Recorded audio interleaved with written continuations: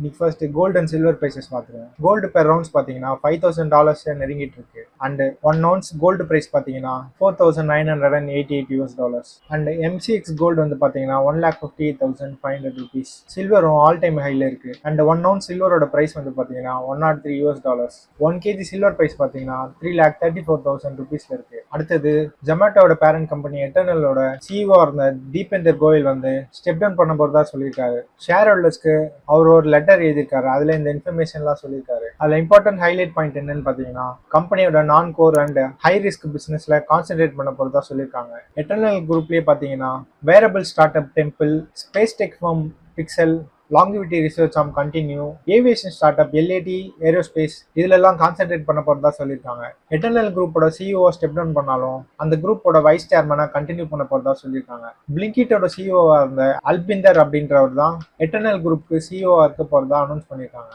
அடுத்தது Thangamayil ஜுவல்லர்ஸோட Q3 results பார்த்துருவோம். December Q3 குவார்டர்ல பாத்தீங்கன்னா நெட் ப்ராஃபிட் வந்து 104 crores, ரெவன்யூ பாத்தீங்கன்னா நியர்லி 100% இன்க்ரீஸ் ஆகிருக்கு. அது எவ்வளவுன்னு பாத்தீங்கன்னா 2,405 crores. கோல்டு ஆர்னமெண்ட்ஸோட சேல் வந்து பாத்தீங்கன்னா 32% இன்க்ரீஸ் ஆகிருக்கு. அண்ட் அவங்க சேல் பண்ண டோட்டல் கோல்டு வால்யூம் பாத்தீங்கன்னா 1,731 kgs.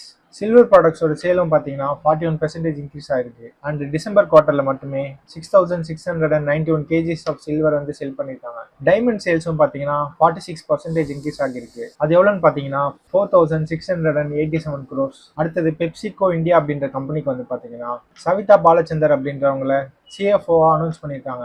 அண்ட் இவங்க வந்து பார்த்தீங்கன்னா இந்தியா அண்ட் சவுத் ஏஷியாவுக்கு CFO இருப்பாங்க அப்படின்னு அனௌன்ஸ் பண்ணியிருக்காங்க. இதுக்கு முன்னாடி பார்த்தீங்கன்னா இவங்க வந்து டாடா டெக்னாலஜிஸ்ல CFO ஒர்க் பண்ணியிருக்காங்க. அவங்க CFO அந்த டைம்ல தான் பார்த்தீங்கன்னா டாடா டெக்னாலஜிஸோட IPO லான்ச் ஆச்சு. டாடா டெக்னாலஜிஸ் மட்டும் இல்லாமல் டாடா மோட்டார்ஸ்லயும் ஃபைனான்சியல் லீடர்ஷிப் ரோல்ஸ்ல இருந்திருக்காங்க. கௌஷிக் மித்ரா அப்படின்றவர் தான் பெப்சிகோ இந்தியாவுக்கு CFO இருக்காரு. April 26, 2026க்கு அப்புறம் அவங்களோட டேர்ம் முடியறதால புது CFO அப்பாயிண்ட் பண்ணியிருக்காங்க. கௌஷிக் மித்ரா அப்படின்றவர் பார்த்தீங்கன்னா பெப்சிகோ இந்தியாவில் 24 இயர்ஸா ஒர்க் பண்ணியிருக்காரு. அடுத்தது யமஹா பார்த்தீங்கன்னா 3,06,000 பைக்ஸை வந்து ஃபால்ட்டி பிரேக் ப்ராப்ளம்னால ரீகால் பண்ணியிருக்காங்க. இது எந்தெந்த மாடல்ஸ் அப்படின்னு பார்த்தீங்கன்னா Ray ZR 125 FI hybrid model and Fascino 125 FI hybrid scooters மாடல்ஸை ரீகால் பண்ணியிருக்காங்க. இந்த ரீகால் கேம்பெயின்ல பார்த்தீங்கன்னா அவங்க ரீகால் பண்ண போற டோட்டல் பைக்ஸோட வால்யூம் வந்து பாத்தீங்கன்னா 3,06,635 யூனிட்ஸ். இது மேனுஃபேக்சர் பண்ண பீரியட் பாத்தீங்கன்னா May 2, 2024ல இருந்து September 3, 2025.